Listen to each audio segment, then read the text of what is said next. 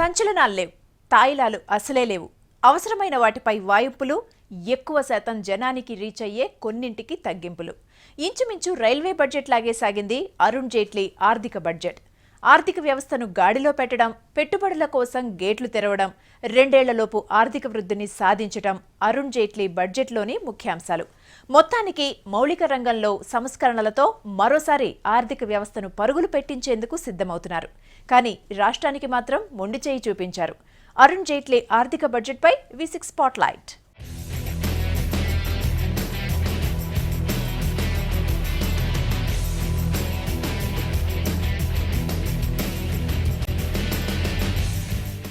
ఆర్థిక వ్యవస్థ తీవ్రమైన సవాళ్లు ఎదుర్కొంటోంది. పెరిగిన ధరలు, ఎగబాకుతున్న ద్రవ్యోల్బణం, బ్లాక్ మనీ లాంటి అంశాలతో ఆర్థిక వ్యవస్థ కుదేలైంది. వాటిని సరిదిద్దడమే లక్ష్యంగా అరుణ్ జైట్లీ చిట్టాపద్దులున్నాయి. 17 లక్షల కోట్ల బడ్జెట్ను ప్రతిపాదించారు. కానీ అందులో చాలా పథకాలకు 100 కోట్ల కేటాయింపులున్నాయి. సో దీన్ని 100 కోట్ల బడ్జెట్గా విశ్లేషిస్తున్నారు నిపుణులు. బడ్జెట్ హైలైట్స్ని ఓసారి చూద్దాం.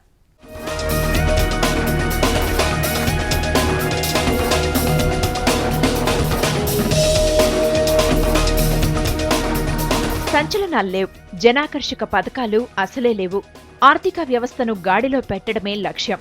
జనం ఏమనుకున్నా పర్వాలేదు, కఠిన చర్యలు తప్పవన్న మోడీ మాటను రిఫ్లెక్ట్ చేస్తూ తన తొలి బడ్జెట్ను ప్రవేశపెట్టారు ఆర్థిక మంత్రి అరుణ్ జైట్లీ.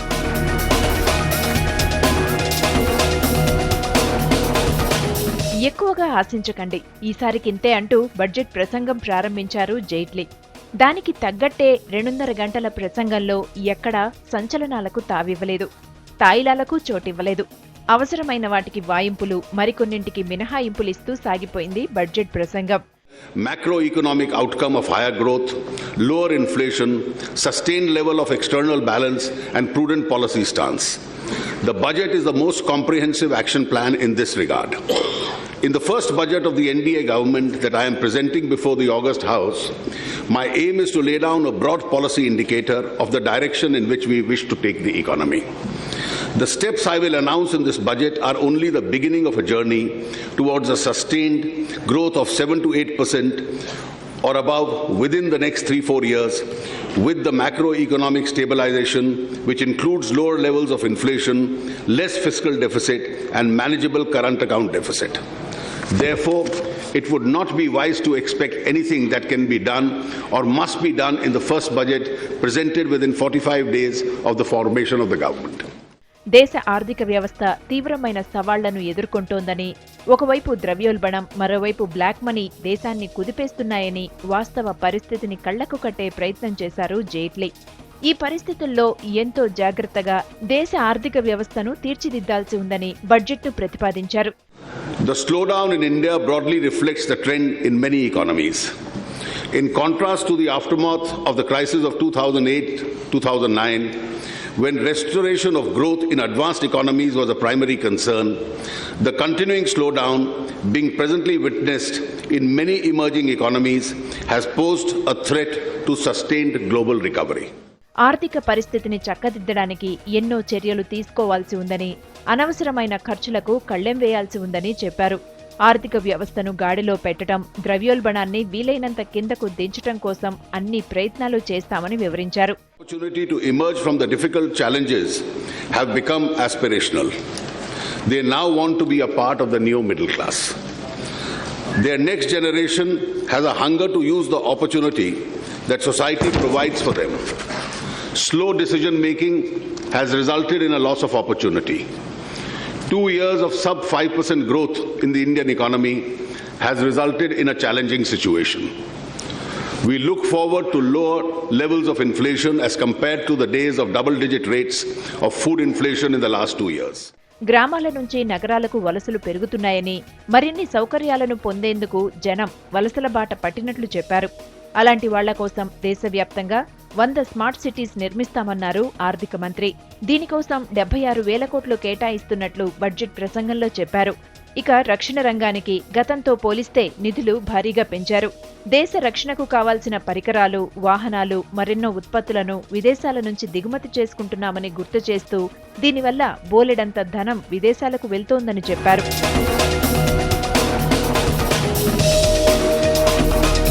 ఇరాక్ యుద్ధం వల్ల మరెంతో ధనం, చమురు దిగుమతుల కోసం చెల్లిస్తున్నామని కూడా అరుణ్ జైట్లీ ఈ సందర్భంగా గుర్తు చేశారు. ఈ వ్యయాన్ని తగ్గించడానికి కృషి చేస్తామని ఆయన వివరించారు. ఇక దేశ అవసరాలకు విద్యుత్ శక్తి చాలా కీలకమని, వచ్చే 5 ఏళ్లలో దేశం మొత్తానికి 24 గంటలు పవర్ సప్లై కోసం కృషి చేస్తామన్నారు.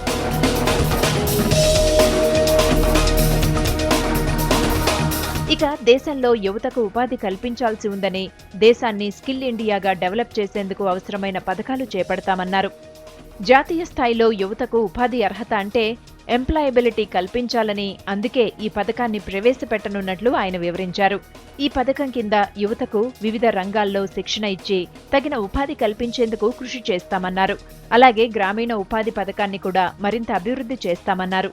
మహిళలకు తేలిగ్గా రుణ సౌకర్యం కల్పిస్తామని హామీ ఇచ్చారు.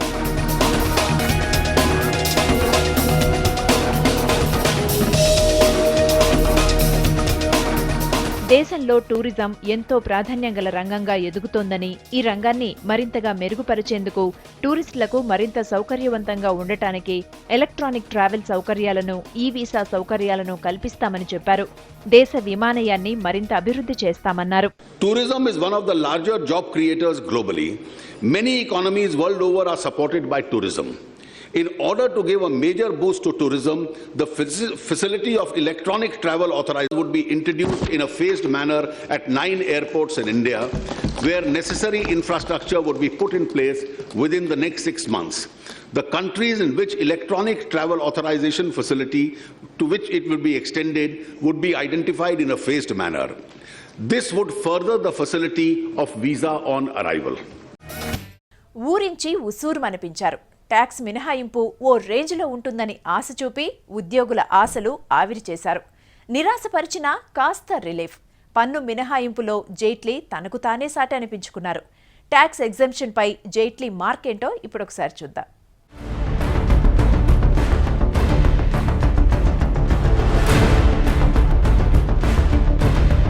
వ్యక్తిగత ఆదాయ పన్ను విషయంలో భారీ రాయితీలు ఆశించిన దేశ ప్రజలకు షాక్ ఇచ్చింది మోదీ ప్రభుత్వం. 2014-15 ఆర్థిక సంవత్సరానికి తొలి బడ్జెట్ను ఆర్థిక మంత్రి అరుణ్ జైట్లీ పార్లమెంటులో ప్రవేశపెట్టారు. అయితే జనం ఆశించినంత కాకుండా స్వల్ప ఊరటనిచ్చి సరిపెట్టేశారు. ఉద్యోగులను కాస్త డిసప్పాయింట్ చేశారు.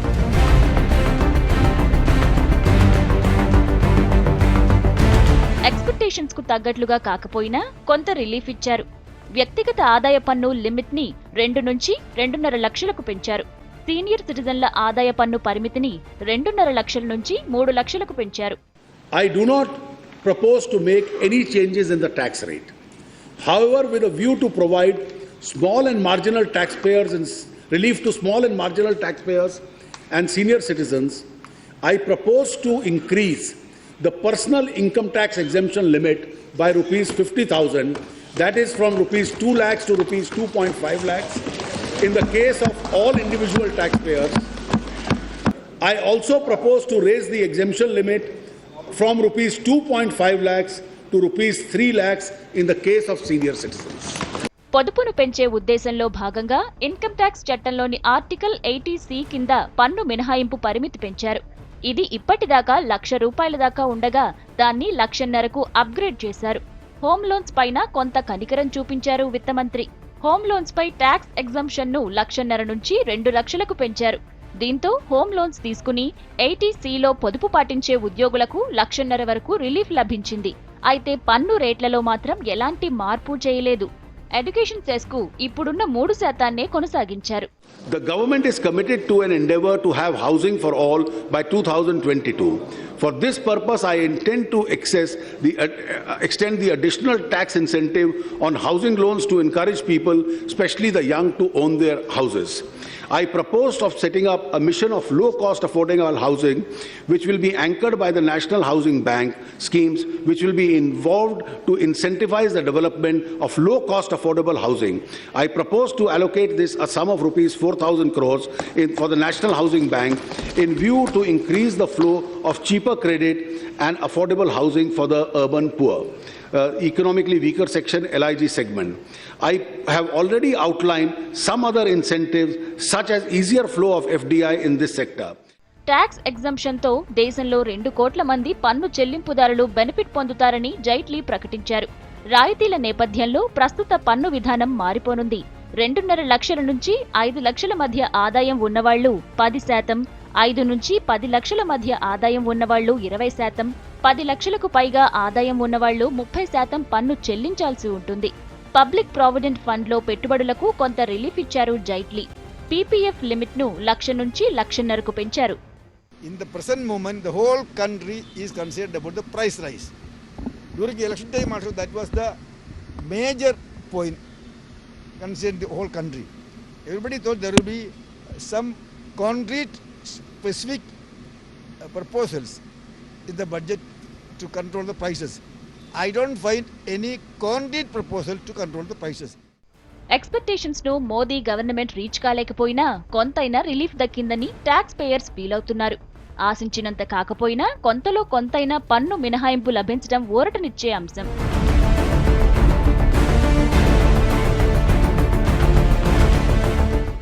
అరుణ్ జైట్లీ చిట్టాపద్దులకు తెలంగాణ చిక్కలేదు. బడ్జెట్ కేటాయింపుల్లో తెలంగాణకు న్యాయం జరగలేదు. విభజనకు ముందు తెలంగాణకు న్యాయం చేస్తామన్న మోడీ టీం ఈసారికింతే అని చేతులు దులుపుకుంది. మరోవైపు ఆంధ్రప్రదేశ్కు కాస్త న్యాయం చేసింది. జైట్లీ చిట్టాపద్దుల్లో తెలుగు రాష్ట్రాలకు దక్కిందేంటో ఇప్పుడు చూద్దాం.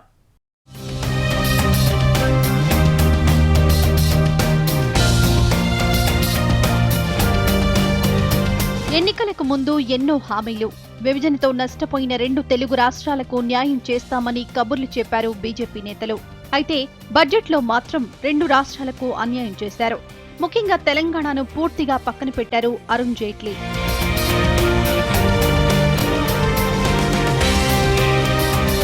కేంద్ర బడ్జెట్లో తెలంగాణకు కేటాయింపులు దక్కలేదు. హార్టికల్చర్ యూనివర్సిటీకి 200 కోట్లు మాత్రం కేటాయించింది. దాంతో పాటు హైదరాబాద్లో డేట్ రికవరీ ట్రిబ్యునల్ స్థాపనకు హామీ ఇచ్చింది. ఈ 2 తప్పితే 17 లక్షల కోట్ల బడ్జెట్లో తెలంగాణకు ఒరిగిందేం లేదని చెప్పాలి. It is also proposed to establish agricultural university in Andhra Pradesh and Rajasthan and horticulture university in Telangana and Haryana. An initial amount of 200 crore has been allocated for this purpose. ఇక ఆంధ్రప్రదేశ్కు బడ్జెట్లో కాస్త న్యాయం చేసే ప్రయత్నం చేశారు జైట్లీ. చెన్నై, విశాఖ మధ్య industrial corridor, కృష్ణపట్నంలో ఇండస్ట్రియల్ సిటీ, కాకినాడ పోర్ట్ అభివృద్ధికి హామీ, కాకినాడలో హార్డ్వేర్ పార్కుకు ప్రతిపాదనలతో పాటు హిందూపురంలో ఎక్సైజ్, కస్టమ్స్, నేషనల్ అకాడమీ లాంటి వాటిని ప్రస్తావించారు.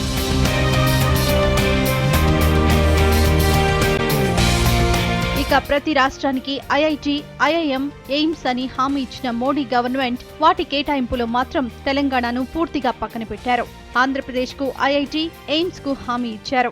A plan to set up 4 more AIIMS institutions in Andhra Pradesh, West Bengal, Vidarbh in Maharashtra and Purvanchal is under consideration.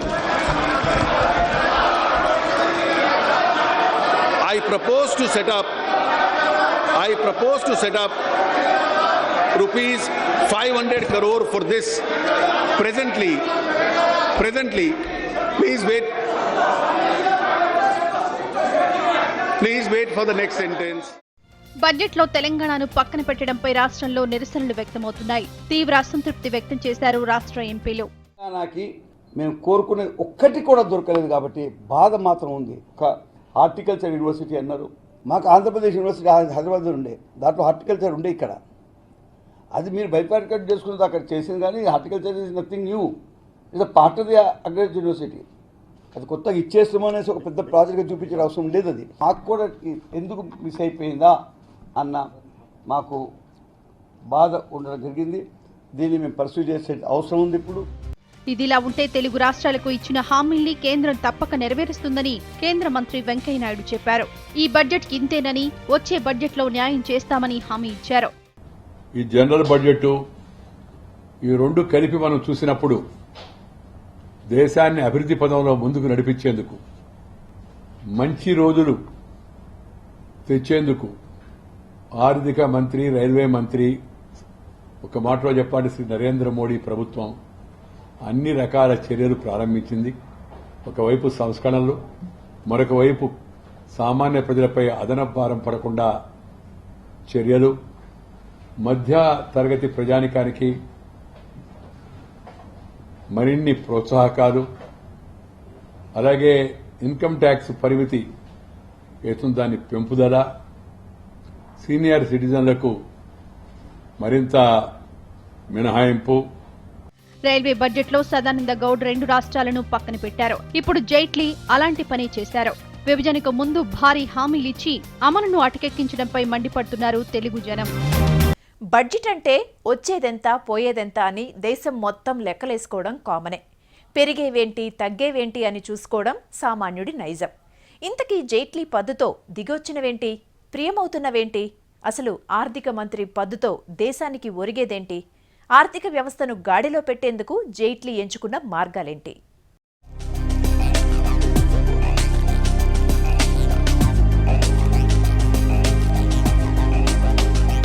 ప్రతిపక్షంలో ఉన్నప్పుడు బీజేపీ ఎఫ్డీఐలను వద్దంది. కానీ జైట్లీ మాత్రం అవే ముద్దన్నారు. దేశానికి కీలక రంగమైన డిఫెన్స్ లో ఏకంగా 49% విదేశీ పెట్టుబడులకు గేట్లు తెరిచారు. రక్షణ రంగానికి 2,29,000 కోట్లు కేటాయించారు. ఇది బడ్జెట్ మొత్తానికి హైలైట్. అయితే 49% విదేశీ పెట్టుబడులకు అనుమతి ఇవ్వడంపై విమర్శలు వెల్లువెత్తుతున్నాయి. సంస్కరణలు తీసుకురావడంలో తప్పులేదు. కానీ దేశ రక్షణ రంగాన్ని పెట్టుబడుల కోసం తాకట్టు పెట్టడం ఎంతవరకు కరెక్ట్ అని ప్రశ్నిస్తున్నాయి ప్రతిపక్షాలు. డిఫెన్స్ వీక్ అయ్యే ప్రమాదం ఉందన్నది చాలా మంది భయం.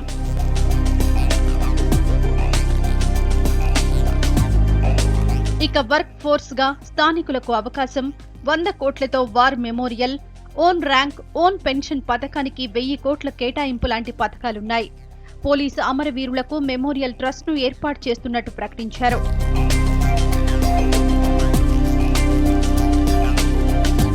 తయారీ రంగానికి పెద్దపీట వేసి దేశాన్ని ప్రొడక్ట్ బౌల్గా మార్చాలన్న లక్ష్యాన్ని నిర్దేశించారు అరుణ్ జైట్లీ. తయారీ రంగానికి ప్రోత్సాహకాలిచ్చి చైనాతో పోటీ పడేలా దేశాన్ని సిద్ధం చేస్తామని ప్రకటించారు. ఇక బాలికల చదువుకు బడ్జెట్లో ప్రాధాన్యమిచ్చారు. దానికోసం బేటీ బచావో బేటీ పడావో పథకానికి రూపకల్పన చేసింది. దీనితో పాటు మహిళల భద్రత కోసం 150 కోట్లు కేటాయించారు.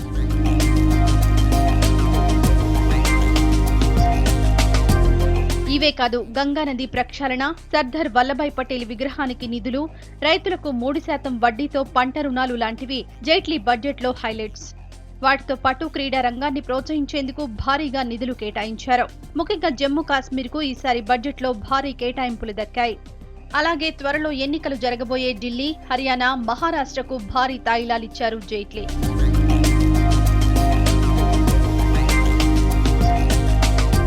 బ్యాంకుల అభివృద్ధి, బీమా రంగం ఎదుగుదల, ఆర్థిక వృద్ధిని 7 నుంచి 8% పెంచడం, బీపీఎల్ కుటుంబాల సంక్షేమం లాంటి లక్ష్యాలను బడ్జెట్లో చేర్చారు జైట్లీ.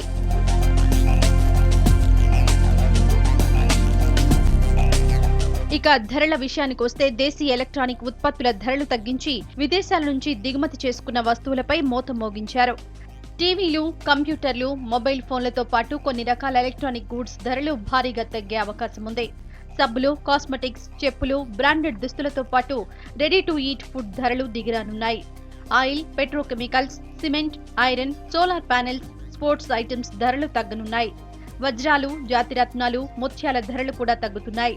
పొగాకు ఉత్పత్తులు, ఇంపోర్ట్ చేసుకున్న స్టెయిన్లెస్ స్టీల్ వస్తువులు, కూల్ డ్రింక్స్ ధరలు పెరగబోతున్నాయి.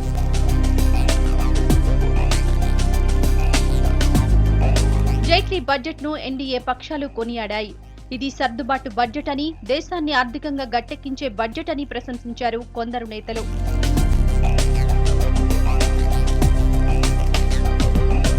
మరోవైపు అరుణ్ పద్దులకు హద్దుల్లేవని తూర్పారబట్టాయి ప్రతిపక్షాలు. మేము కోరుకునేది ఒక్కటి కూడా దొరకలేదు కాబట్టి బాధ మాత్రం ఉంది. ఒక హార్టికల్చర్ యూనివర్సిటీ అన్నారు. మాకు ఆంధ్రప్రదేశ్ యూనివర్సిటీ హైదరాబాద్ ఉండే, దాంట్లో హార్టికల్చర్ ఉండే ఇక్కడ. అది మీరు బైపార్కట్ చేసుకున్నది అక్కడ చేసింది. కానీ horticulture is nothing new, it's a part of the agriculture university. అది కొత్తగా ఇచ్చేస్తామనేసి ఒక పెద్ద ప్రాజెక్ట్గా చూపించే అవసరం లేదు. అది మాకు కూడా ఎందుకు మిస్ అయిపోయిందా అన్న మాకు బాధ ఉండడం జరిగింది. దీన్ని మేము పర్సూ చేసే అవసరం ఉంది. ఇప్పుడు 45 రోజుల్లో తయారైన కొత్త బడ్జెట్ దేశాన్ని సంతృప్తి పరచలేకపోయిందన్నది నిపుణుల అభిప్రాయం. ఘనమైన లక్ష్యాలున్నా వాటి అమలు సాధ్యమా కాదా అన్న దానిపై సందేహాలు వ్యక్తమవుతున్నాయి.